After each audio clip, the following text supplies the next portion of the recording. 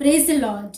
पिछले वीडियो को आपने लाइक किया, शेयर किया, सब्सक्राइब किया, बहुत बहुत धन्यवाद। आप ऐसे वीडियो को लाइक कीजिए, शेयर कीजिए और परमेश्वर का वचन दूसरों तक पहुंचाइए।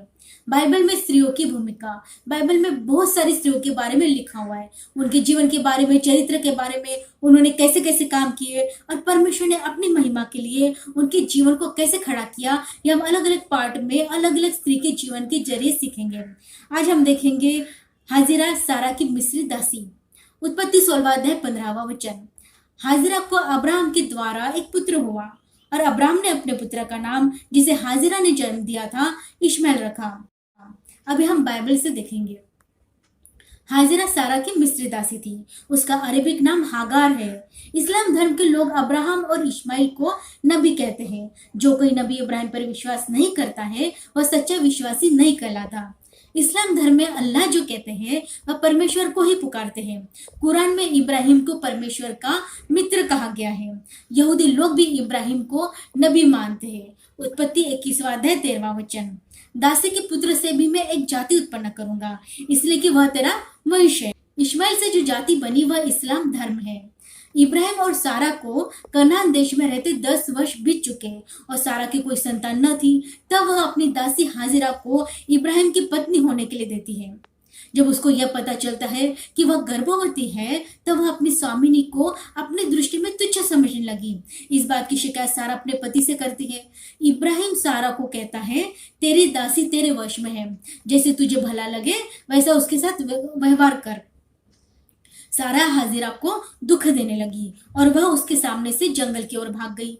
यहोवा के दूत ने जंगल से शूर के मार्ग पर जल के सोते के पास हाजिरा को पाकर कहा, तो कहाँ से आती है? उसने उत्तर दिया, मैं अपनी स्वामिनी के पास से भाग आई हूँ। यहोवा के दूत ने उससे कहा, अपनी स्वामिनी के पास लौट जा और उसके वश में रह। और यहोवा के दूत ने उससे कहा, मैं तेरे वंश को बहुत बढ़ाऊंगा, यहाँ तक कि बहुतायत के कारण उसकी गणना न हो सकेगी। और यहोवा के दूत ने उससे कहा, देख तू गर्भवती है और पुत्र जनेगी, सो उसका नाम इश्माइल रखना, क्योंकि यहोवा ने तेरे दुख का हाल सुन लिया है।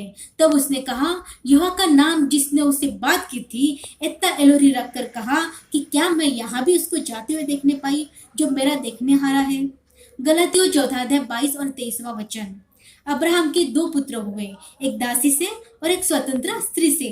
परंतु जो दासी से हुआ वह शारीरिक रीति से जन्मा और जो स्वतंत्र स्त्री से हुआ वह प्रतिज्ञा के अनुसार जन्मा। सारा और अब्राहम को प्रतिज्ञा के अनुसार इसहाक पुत्र उत्पन्न हुआ। जब इसहाक का दूध छोड़ा गया तब अब्राहम ने बड़ी जेवनार की। उस वक्त सारा को मिस्री दासी हाजिरा का पुत्र हंसी करता हुआ दिख पड़ा। इस कारण उसने अब्राहम से कहा, इस दासी हाजिरा को पुत्र सहित निकाल दे, क्योंकि दासी का पुत्र इसहाक के साथ भागी न होगा। यह बात अब्राहम को बुरी लगी। तब परमेश्वर ने उससे कहा, जो बात सारा तुझसे कहे उसे मान, क्योंकि जो तेरा वंश कहलाएगा वह इसहाक से ही चलेगा। दासी के पुत्र से भी मैं एक जाति उत्पन्न करूंगा, इसलिए कि वह तेरा वंश है। अब्राहम ने सुबह उठकर रोटी और पानी से भरी चमड़े की थैली हाजिरा को दी और उस लड़के को भी उसको देकर वहां से विदा किया। हाजिरा और इश्माइल जब अब्राहम के घर से निकले उस वक्त इश्माइल 14 वर्ष का था।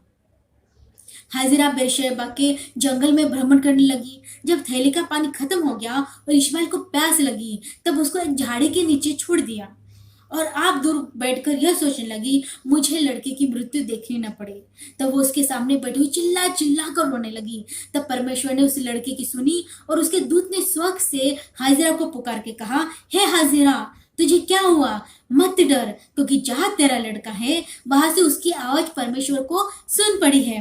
तब परमेश्वर ने उसकी आंख खोल दी और उसको एक कुआं दिखाई पड़ा। तब उसने जाकर थैली को जल से भरकर लड़के को पिलाया और परमेश्वर उस लड़के के साथ रहा।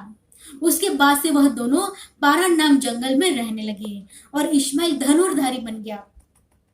जब वह बड़ा हो गया तब उसकी माता ने मिस्र देश की स्त्री से उसका विवाह कर दिया।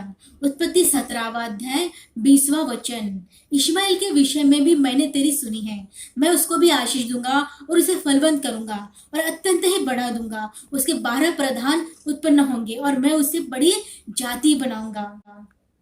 इश्माइल की वंशावली में उसके 12 पुत्र थे, नबायोत, केदार, अदबेल, मिप्साब, मिश्पा, दुमा, मस्सा, हदर, तेमा, यतूर, नापिश, केदमा। यही 12 अपने अपने कुल के प्रधान हुए। अभी हम देखेंगे परमेश्वर इन वचनों से हमें क्या सिखाना चाहते हैं, इन वचनों से हमसे क्या बात करना चाहते हैं। परमेश्वर आशीषों का परमेश्वर है, वह किसी का पक्षपात नहीं करता है। परमेश्वर ने इसहाक और इश्माइल को समान आशीष दी। परमेश्वर की दया की दृष्टि हाजिरा पर भी थी और 2 बार यहोवा के दूत ने हाजिरा को दर्शन देकर उसके और उसके बेटे के प्राणों को बचाया। परमेश्वर ने इब्राहिम से वाचा बांधी थी कि सारा के तुझसे एक पुत्र उत्पन्न होगा। और जब सारा और इब्राहिम को कनान देश में रहते 10 साल बीत गए, लंबे समय की वजह से सारा को संतान की इच्छा हुई। सारा ने अपनी दासी हाजिरा को इब्राहिम की पत्नी करके दिया। यह नहीं कह सकते कि यह शैतान की ओर से था या दोनों पति पत्नी विश्वास में कमजोर हो गए।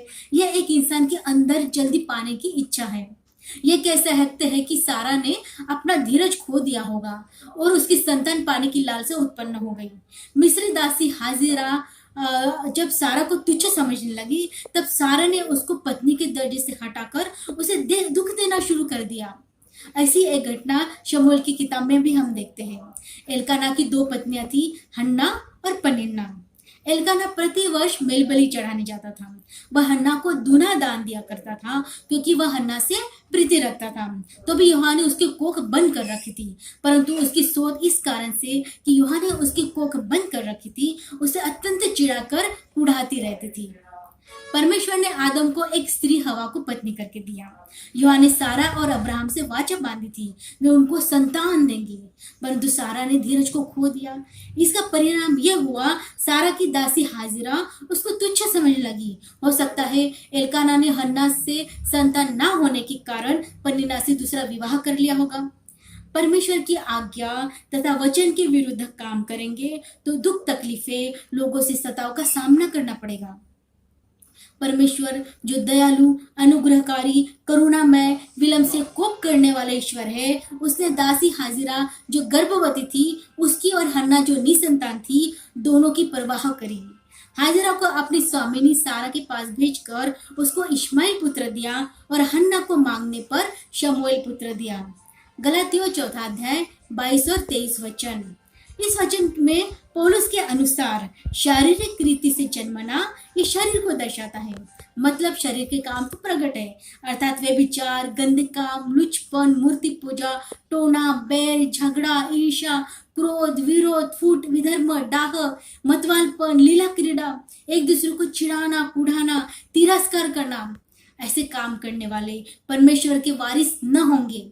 स्वतंत्र स्त्री से जन्मना यह आत्मा और स्वतंत्रता को दर्शाता है। जब हम यीशु मसीह को अपना उद्धारकर्ता करके ग्रहण करते हैं, हम आत्मा के द्वारा जीवित है और आत्मा के अनुसार चले भी। आत्मा का फल प्रेम, आनंद, शांति, धीरज, कृपा, भलाई, विश्वास, नम्रता और संयम है। जलन यह गुण 100% मनुष्य में होता है। कोई भी पत्नी अपने पति को किसी दूसरी औरत के साथ नहीं देख सकती है। हमारा परमेश्वर भी जलन रखने वाला ईश्वर है।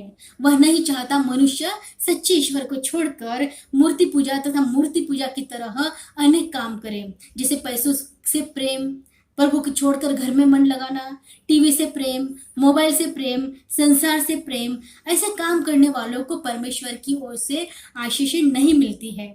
कई पुरुष अपने गर्भवती पत्नी को दुख देते हैं, सही से देखभाल नहीं करते। कई लोगों को बेटे की चाहत होती है और बेटी होने पर स्त्री का तिरस्कार करते हैं। कई पुरुष शादी तो करते हैं पर परिवार की योजना नहीं करते और पैसों की कमी की वजह से घर में लड़ाई झगड़े रहते हैं। गर्भवती महिला के साथ अत्याचार होता है। कई परिवार में नवजात शिशु को कूड़े में फेंक दिया जाता है तो कहीं बेच दिया जाता है। कई पुरुष पराई स्त्री के मोह की वजह से अपनी गर्भवती पत्नी को छोड़कर दूसरी स्त्री के साथ रहने चले जाते हैं। कई गर्भवती स्त्रियां अपने पति के अकस्मात मृत्यु की वजह से या फिर उनसे अलग हो जाने की वजह से अपने नवजात शिशु को अनाथ आश्रम में भेज देती है या दूसरे दंपति को दे देती है। हन्ना को बच्चे नहीं थे और वो प्रभु से रो रो कर संतान मांगती है। और जिनको गर्भ का फल होता है वो उसकी कदर नहीं करती है।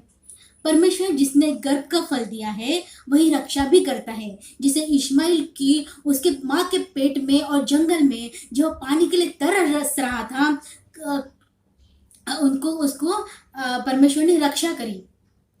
कई जगह अनाथ आश्रम बने हैं, कई जगह पालना घर है, कई जगह लोग बच्चों को गोद लेते और अपने बच्चे समान पालते हैं। एक उदाहरण जो केरल की बाढ़ का है।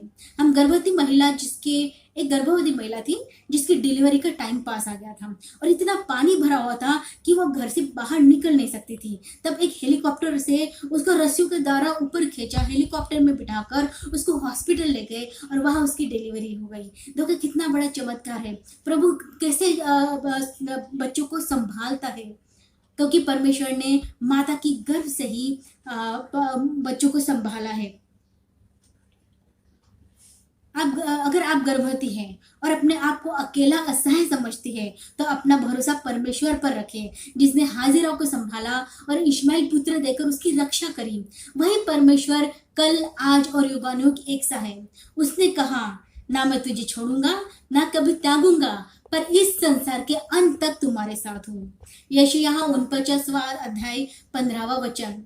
क्या यह हो सकता है कि कोई माता अपने दूध पीए बच्चे को भूल जाए और अपने जन्माए हुए लड़के पर दया न करे? हाँ, वह तो भूल सकती है, परंतु मैं तुझे नहीं भूल सकता।